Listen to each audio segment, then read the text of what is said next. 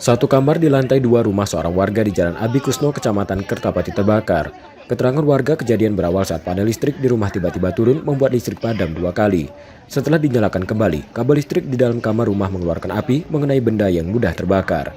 Api membesar setelah api menyambar bagian lain bangunan yang terbuat dari kayu. Pemilik rumah sudah berusaha memadamkan api, namun api baru bisa dipadamkan 1 jam kemudian setelah 1 mobil pemadam kebakaran dikerahkan ke lokasi.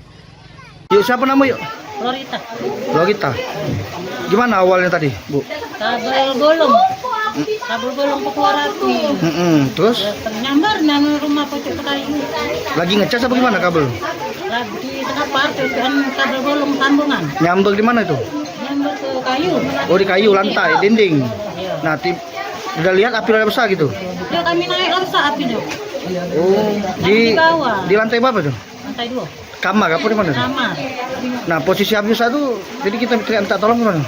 Ini bapak Sempat madamin dengan alat seadanya gitu. banyak dan Hah? banyak datang.